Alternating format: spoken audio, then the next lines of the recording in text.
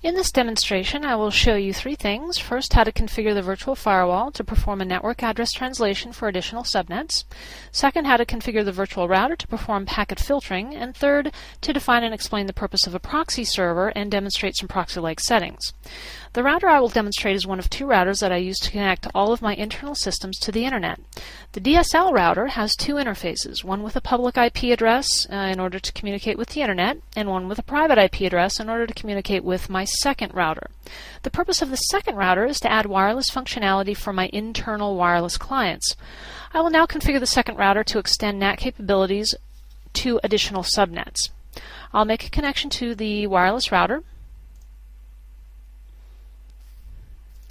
And the wireless router is currently configured with factory defaults, so the IP address of the wireless router is 192.168.1.1. It is asking for authentication credentials, and the default authentication credentials are admin as username and admin as password.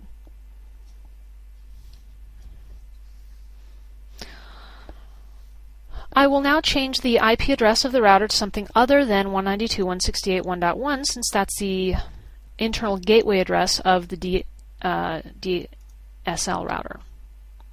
So we're going to change this to 3 and save the settings.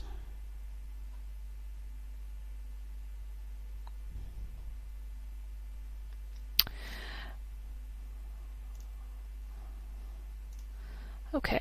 Now we need to reconnect to that router with the different IP address. So we have 192.168.1.3.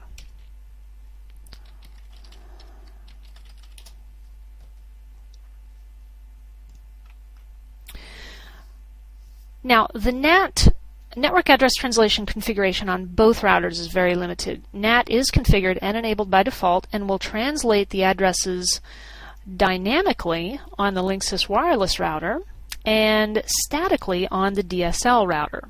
So on the DSL router, it's going to take the static IP address of the Linksys router 192.168.1.3 and translate that to the IP address that was assigned by the ISP to the DSL router.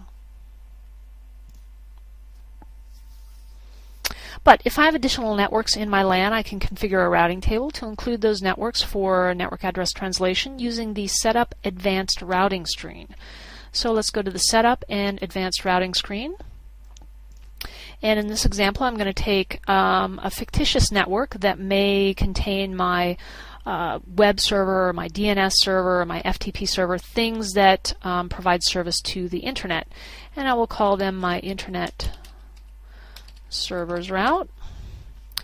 That LAN is going to be slightly different, 192.168.2.0 with a subnet mask of 255.255.255.0, and the gateway will be that of the wireless router, 192.168.1.3. Okay, I'm going to save those settings. And then we can go into the routing table and see that connection. I will now configure the router to perform packet filtering. Packet filtering is done on the security menu under Firewalls. There are several fundamental things that we can set with packet filtering. On a more sophisticated router, we would be able to actually configure ports and IP addresses and things like that, ingress, egress filtering, inbound, outbound filtering. But for this we have basically block anonymous internet requests. This feature makes it more difficult for outsiders to work their way into our internal network. We also have filter multicast. Multicasting actually allows for multiple transmission to specific recipients at the same time. We have something called filter internet NAT redirection. This is what used to be called local loopback. This feature uses port forwarding to block access to local servers from locally networked computers. So for example, I have a wireless router that requires my wireless clients to print to it by way of the wireless router. If I enable this feature, then I would not be able to print wirelessly through my router. Then we have filter identification, used to be called filter authentication, port 113. This was originally conceived as a kind of a convenient means for allowing things like automatic logon to FTP servers so that users would not need to manually authenticate themselves with the username and password.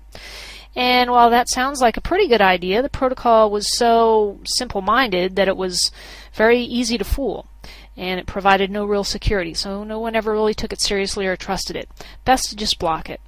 Now, some more advanced features that control the flow of data to and from your internal network include port forwarding and port triggering. So let's take a look at those under Applications and Gaming.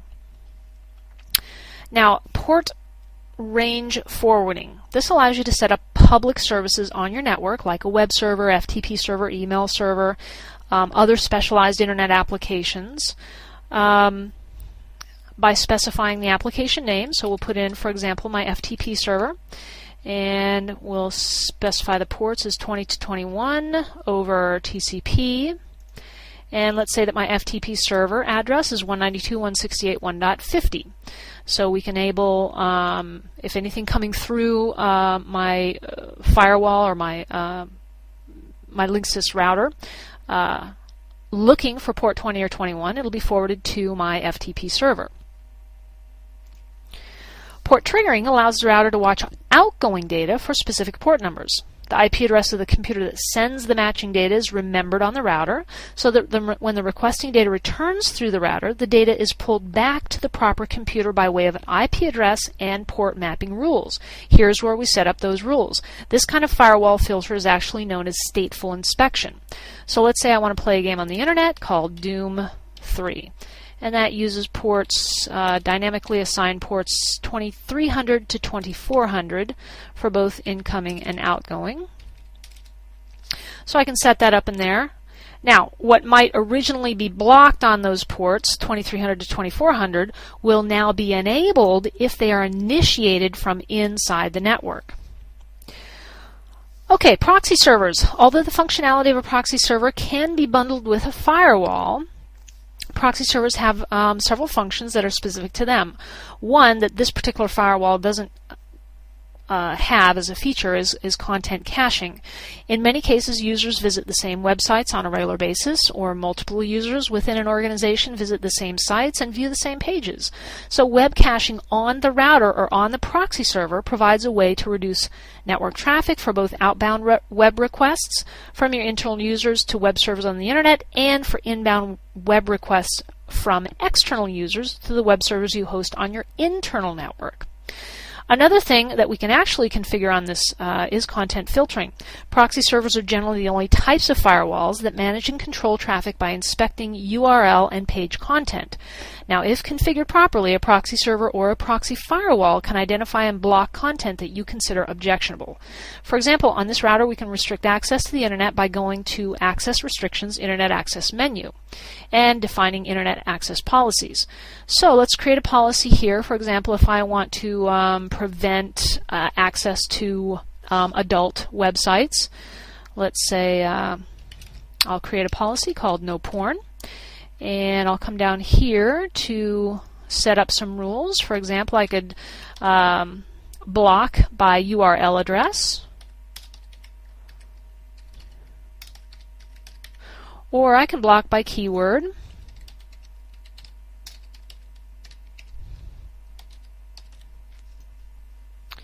Once I set up those rules, I can specify days and times every day, 24 hours a day, and I can also specify what PCs will be blocked. And since all of my PCs are on DHCP, I can either do it by MAC address or IP address. So I'm going to do it by IP address, and my IP range goes from 192.168.1.100 to 145. Okay, once we set that up, we'll go ahead and deny access to those specific IP addresses. We'll enable the policy, and we'll come down and save the settings.